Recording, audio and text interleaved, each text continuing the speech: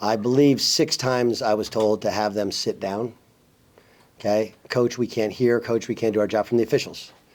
And the program that we're building, that's what we're building. Okay, I understand everybody looks at front of the bench, everybody looks at the players on the court, but the fact that those guys who weren't playing couldn't play, and some haven't played all year, aren't going to play. They were cheering for this guy. They were cheering for everybody. They were intense. They had great intentionality. And when you have that at the back of the bench, and that's what we changed, right? What's changed in this team is we had to do some addition by subtraction, okay? And they're not bad human beings in any way. It's just really hard for young people to process when you're not playing as much as you want to play, and you're anchoring us and bringing us down. And, where's Fox? They were here at practice the other day.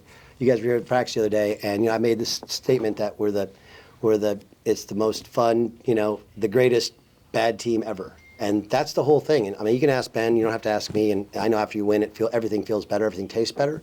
But the fact is, our practices over the last 2 months have been awesome. Our shoot-around today was awful, but whatever. But our practices have been awesome. The energy and the joy that they're having. And like I said, I knew it was going to be hard. It's a big, heavy weight, and I just want to take all the pressure off them. And they delivered. And we were terrible the first 5-6 minutes of the game. Like, just couldn't execute, had no rhythm, looked disjointed, but they guarded. And, everybody's going to point to 27 points. And he drew 12 fouls. He got 7 rebounds and 2 assists. But he's the smartest defender I have ever seen. And we played St. Norbert, and you go back and you watch the film, and he's getting posted up by, I think, Gresh's son. And Gresh's son's a big, old, strong boy. And he pulled out the chair. You guys know what pulling out the chair is? Okay, it's when you're behind a guy and you back away. It's like pulling out a chair, and the kid fell down. And I grabbed him afterwards. I said, I saw you pulled out that chair. He just has this amazing basketball brain.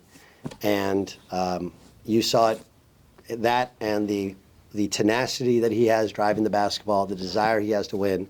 You combine that with the end of the bench being more into it than any fan that we've ever had. That was an amazing win for our group. Doug, I know in recent days you've told Brian that Ben has been playing a lot better recently, so maybe you're not surprised at his performance today, but could you have expected 27 points and all the things that you said he did? No, but I'll just be honest, and I'll tell you the progression of how it worked. So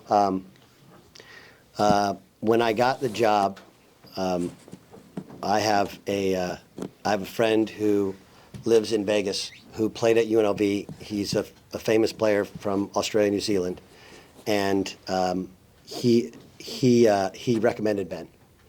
And we started recruiting Ben, and Ben was playing for his dad in the NBL 1, which is the best summer league, and they're playing against pros. And I brought the guys the tape, and I said, you guys got to all watch this. I don't ever give anybody any, this is what I think. I said, everybody watch. And there was a mixture of reviews. Some said, take right away. Some said, coach, I don't know, it's such a big jump. It's a different game, the speed. And so, we recruited him, but we watched him progress.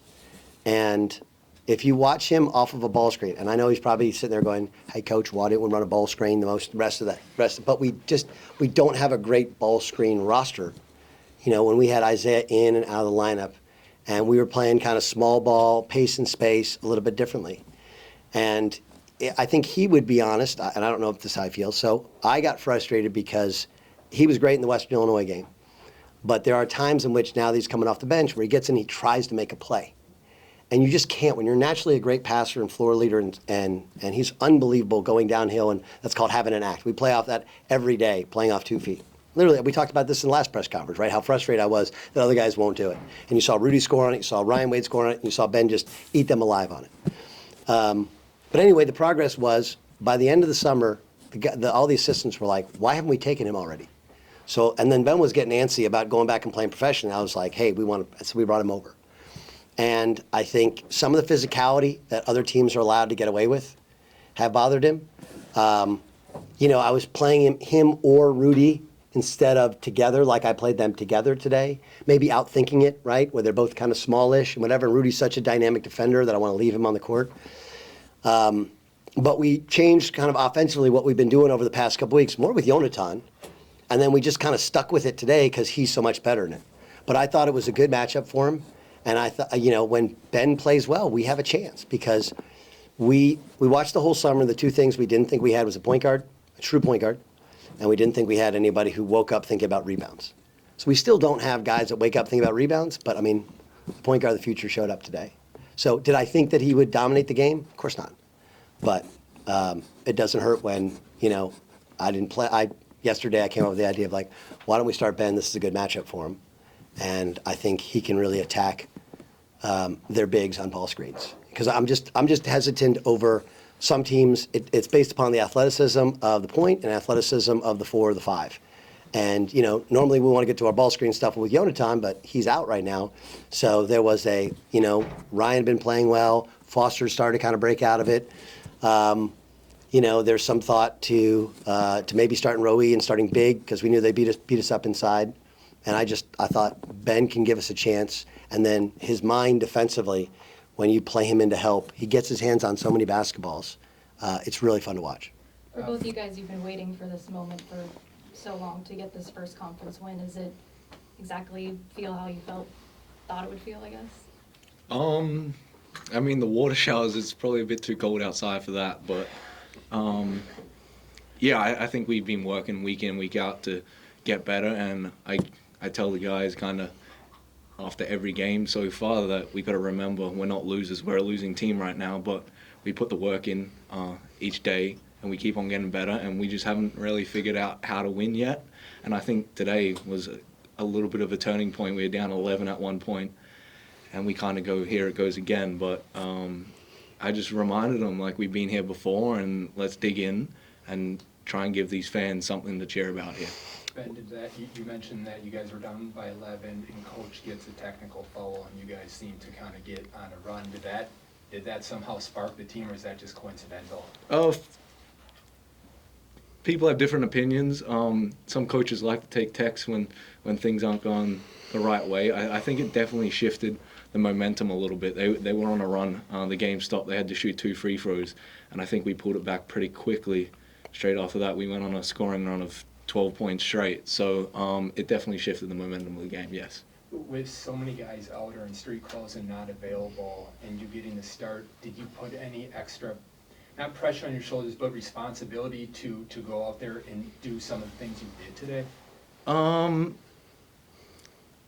probably been disappointed how I played all year, not getting wins. I definitely struggled a little bit early on switching to kind of the dudes that we had on our team and playing with them. So I wake up ready to go, traveled all the way across the world, practice every day to play however many games we got in the season. So when it's game day, I try to prepare the same every time. With how much losing has gone on for everybody this year, it could be a situation where guys are checking out at this point or just hey, let's get to the offseason. It does not seem like this team is doing that at all. What has kept you guys kind of in that proper mindset and not quitting at all on this season? Well, this season's kind of different to a lot of seasons you'll ever see. It's a 4-game season, really, at the end of the year. You got to win 4 games. So we've just been trying to build week in, week out to progress as a team and get to those 4 games and see what we can make happen. How many games we got left, Ben? 15 now. 15 games left. Okay. We talk about Ben and what he did, but learning how to win, and the guys that were here last year, Ryan and Marcus and Rudy, all hit big threes in the last 5-6 minutes of the game. They have experienced the winning. Talk about them stepping up at the end. Well, you just feel so good for them. Why are we still fighting? It's because of those 3 and this guy. I don't listen in the locker room, but sometimes I'll walk in and Ben's not letting him quit. Rudy's not letting him quit. Ryan's not letting him quit. Mark's not letting him quit. I mean this. I understand what it's. Kyle was here from CBS and he was trying to do the story, and we've known each other a long time. And, he was in my basement after we lost the other night. And he's like, it's nothing what I thought. I thought it would be like a joke, like an AAU team and everybody's checked out. And he's like, your practice was like one of the most fun practices I've ever seen. And I mean it. And it's where I understand that you're always going to get hey, there's something better out there. And we got the job late and whatever. These are my guys, okay? And I hand-selected them to be here or to stay here. Some of them I begged them to stay here. And I didn't promise anybody, you guys, or then any number of wins or any sort of forecast. I just wanted a team that looked like they looked today, where we win or we lose, we played as hard as we possibly could, right? Hard as we could, and to the best of their ability, they played team basketball. You know, there's like 2 selfish shots, there's like 3 or 4 defensive breakdowns. Heck, we missed, I think, 5 layups on set plays that were just perfectly executed. He threw a lob to Marcus, and Marcus was like, I didn't even know he was ever going to throw it to me. I was like, you were wide open, dude, right? So we didn't play perfect basketball, but those guys, I told you guys in the preseason before the year that the core of this group that had stuck together was something special, and they were. And so, yeah, today was them. And I also got to make sure that I don't get credit for the win on my record. Chip Dolan was our coach for a day, and Chip has literally been with us through everything. And I know it's like everybody says, well, they're like donors, whatever. Like, no. Chip has been on road trips with us. He sends me a text after every game. He is an air of positivity. So I appreciate Chip and everything he and Mindy and their families have done for this program. And we call them day oneers. Those people that were at the Resch when we beat what is it called? SIUE. Holy hell, it's 3 months ago. And we like playing here. And I know there's supposed to be some curse here. We saged it the other day. Can we send out a message to people that are sitting in the second level, like move down to the first level and it'll be packed. It was awesome. You know, for a Sunday afternoon, and it's snowing outside, for a team that lost, how many in a row? I lost 21 in a row? 22. Yeah, 22. 22 in a row? Like, that was incredible. 1,700 people, and they were into it the whole game. So if you want to know what it's going to look like in the years to come, that's what it's going to look like. And you have a choice. You can get on board, or you can watch us. But I'm really proud of this guy, because this has been a long time coming. You know, we give them options on days in the gym. You know, we have these days off. And I have a camera. It's by a company called Huddle. And I'll give him a little bit of crap, but I'll also credit him. Mac Recchi is not an extra day in the gym kind of guy, right? He's like the most liked guy on the team. He might as well be an Aussie because everybody likes him, just like everybody likes the Aussies, right? But Mac Recchi is just a dude, bro, just a cool hangout guy. So last Sunday, I opened up my laptop and I just want to see who's in the gym. And I called a couple of the coaches, like, is Mac Recchi in the gym on a day off? Right? Remember, at the time we had lost 20 games in a row. And as you pointed out, most teams, guys check out. And all of them are down there, and they're playing, what are you guys playing, 1-on-1 and 3-on-3? 1-on-1 that day. Yeah, 1-on-1. He won King of the Court, by the way, 1-on-1. Okay? So I'm sitting there watching and just laughing and going like, if anybody in our program knows that Mac was here on a day off after we had lost 20 consecutive games, right? Even if you're just goofing around and you're kicking the ball in the basket, that's better than hanging out and watching something else or being on your phone or whatever. Like, that's the culture of what it takes to be great at basketball. And again, no one's going to say anything nationally, but I hope people realize we started. Marcus Hall's 19, Jeremiah Johnson's a freshman, Mac Recchi's a freshman, Ben Tweedy's 18 years old, Roy Elsaka's a 19. Freshman. No, you're 19? Yeah. My bad. That's right, we had your birthday, I forgot. 19 years old. Okay, CJ's 19, he's just a freshman. So they're a bunch of kids, they don't know any better. And I'll answer the question like, God, that clock was so slow at the end. You're just like, run, please, run, you know? And it was great. It was, when you find out Yonatan's not playing, and I was really crestfallen for our guys, because it's not like Yonatan or Anthony have superpowers. Anthony a little bit, but it's one of those like, what else, right? And then Trevor and I are laughing because then the power goes out with the shot clocks. And we're like up 12 at the time, and you're like, what else can go wrong? Like, my car got hit by the bus of the other team. And then yesterday, one of the snowplows on campus, like, I pulled him behind him, and then he backs into me, hits my car again, right? Like, I'm like, what else could possibly go wrong? What did I do to the basketball gods? But man, I appreciate you, Ben. Like I told you, I didn't bring you, how many thousand miles? 8? I know, a lot of hours. It's a lot of hours, long hours, to not play you. And I'd love to take credit for it, but he brought us home. How tough was it to just keep the smiles off your faces in that final? You mentioned it was like slowly, but I could see it on both your faces. You know, we've had There's no smiles until it hit oh, zero. there was no smile. I mean, just the stress. I'm like, at the end, it was like a minute 9 to go or something, and we did something screwy. We let like a straight try and layup, and I'm going crazy. And they're like, Coach, we got this. I was like, I just want them to win for them. Like, Coach, we're gonna win. I was like, just get me to zeros. So I'll credit a couple people. I had coffee with a donor Friday, and he reiterated what Trevor said to me, and a couple other people said to me. And we're so connected as a group that I do think sometimes I rip into them, and it hurts them. And Trevor said one night after the Robert Morris loss, he said, and the donor said the exact same thing, which was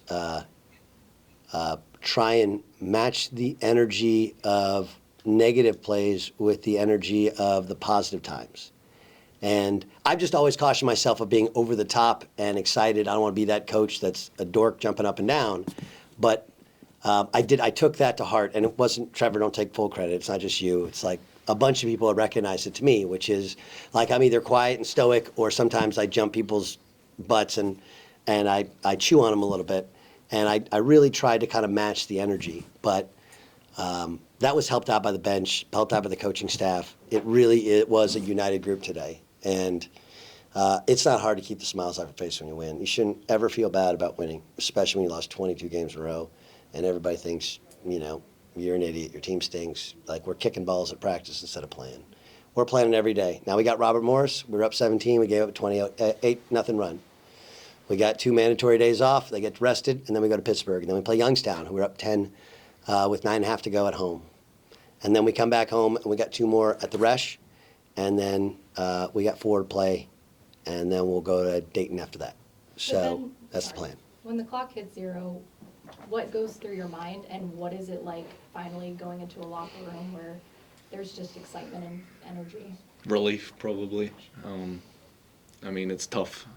Not too many players have ever lost 20 straight games in their whole career. So to go through that, there's been a lot of lessons learned. So to get a win, it's kind of a little bit of pressure lifted off the shoulders to actually feel that it is coming. Like, you forget sometimes if you're doing the right things and you start to second guess yourself, whether the work that you're putting in is actually, like, what's that worth if it's just turn up and it's a 10, 20-point loss each week. So to kind of learn how to win and get over the line finally, it definitely feels good. Doug, what made you most proud of your team today?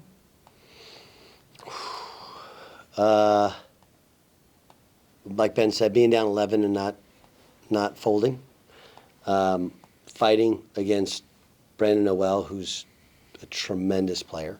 They're 233. I don't know how to say his last name. Trevor, how do you say his last name? Which one? Amari Bay. Amari Bay? Yeah, Amari Bay is an unbelievable defensive player. He and, was it Dumbia?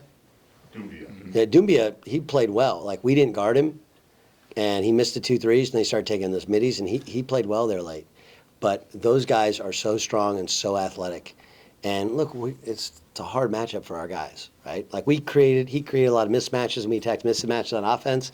But defensively and boards, it's just kind of about toughness. And we gave up 10 offensive boards, but I think it was 7 at the half. And what's caused us to lose games? Offensive rebounds and turnovers. And yeah, we had 12, but they had 16. So part of that's our defensive intensity. And then we only had 4 in the second half. I think we had 8 at halftime. So what makes me most proud is the things that we've been telling them over and over and over again. Guard the ball, value the ball, rebound the ball, believe in yourself, believe in each other, believe in what we're doing.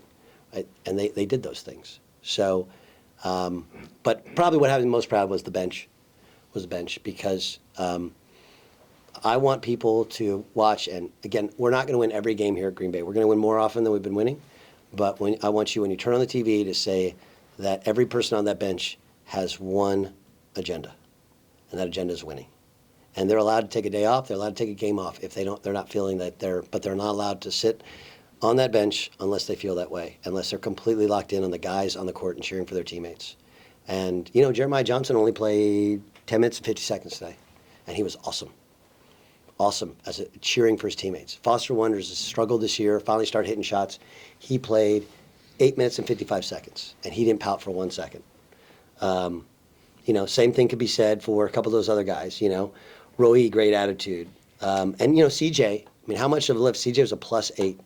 And CJ's not a 4, right? He's a 2-3. But because he defends and rebounds and is a tremendous finisher, we're playing him now because our bench is light. And he didn't complain. He gave up a bucket when he first got in, gave up a couple of drives, whatever, but he kept competing and kept playing. So that gives me great pride. Doug, there was 5 seconds left. You took a step to go to the handshake line, and you stopped. And you turned around, and you whispered something to yourself, and you looked up. Who were you talking to, and what did you say?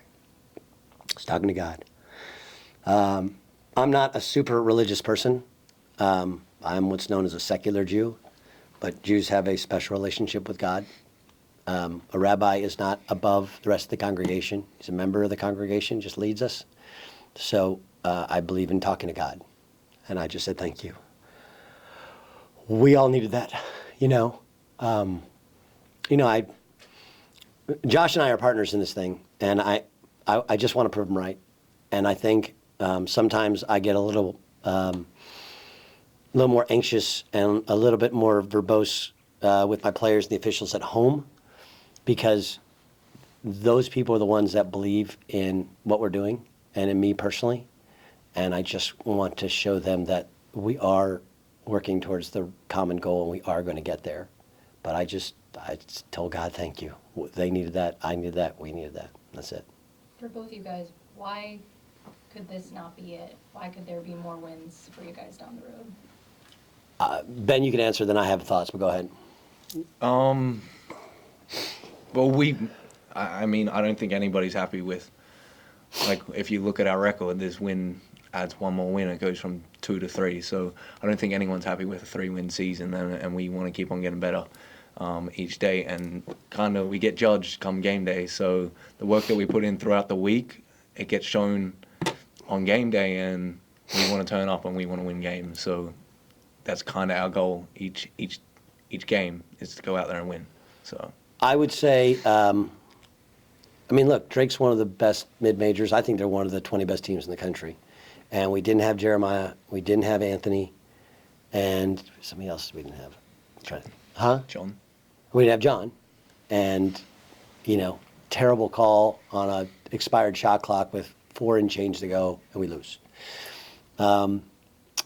Before Anthony got hurt, we're up 8 at Santa Barbara.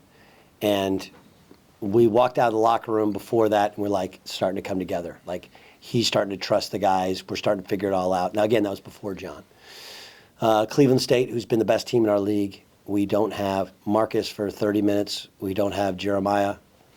And obviously we don't have Anthony. And it's a 2-point game with 5 and change to go. You could pick and choose. Sometimes we play level of competition. Obviously, IUI, we're down 20 at the half, and they're 10 of 14 from 3. So you can say we played well against other teams and we haven't played well against. But the point is that I think every man in that locker room believes we're better than our results. Now, you're like Benny said, we're judged by our results. But if you walk around this town, anybody's been to the games, if you could just cut out 4 or 5 minutes of the game, right? You guys would be 25 and 5. Well, that's not how it actually works. So we need 40 minutes of effort. So why do we believe? Is because we've all watched the tape. We know we can be competitive with any team in this league. And I hope Jonathan will play, is it Thursday or Friday? Friday, Sunday? Friday. Yeah, I hope he'll play Friday. He's got a clear protocol. And then the lefty's getting healthy, and we hope he's back when we play at the Resch. So the other thing is, he's a freshman. Mike Recchi hadn't played college basketball before. Jeremiah Johnson's played a lot of basketball, not college basketball. So we know that those guys are getting better, and it's trial by fire. You're just throwing them into the deep end. You go and look. They played 1 freshman tonight, right? I think 1 freshman. He's a good player. But look around the league, nobody's doing it.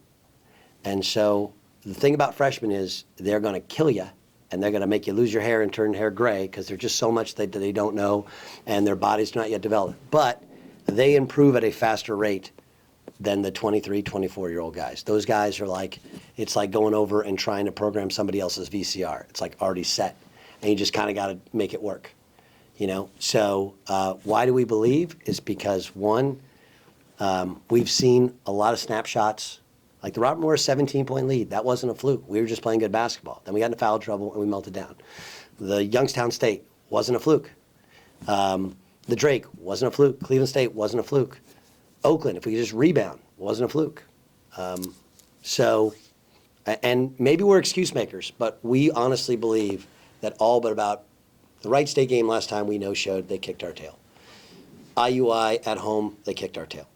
But for the most part, we've been in every game. Milwaukee at their place. Milwaukee at our place until some dumb coach made the decision to go zone out of a timeout and they hit 3 straight threes. Okay? So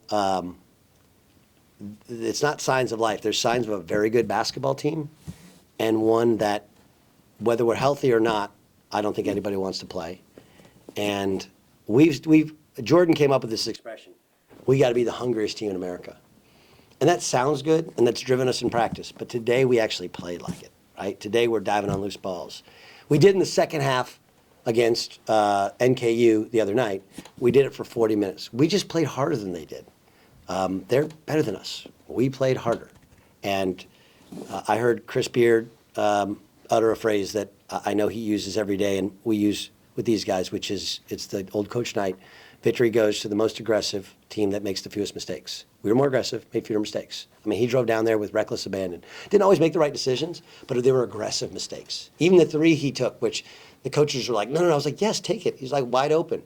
Nobody works in their shot more than Ben. Rip it. You know, you're playing great. So aggressive mistakes. So why do I think? Because it's taken Ben a while to kind of figure it out. It's taken me a while to figure him out. And we have like 3 teams in one. Maybe even 4, like with Anthony, without Anthony, with John, without John, right? So we all kind of had to figure each other out. But we know there's a good team in that locker room, and today was the first day in 2.5 months that it looked like it. All good? Thank you, guys. Great job. Awesome.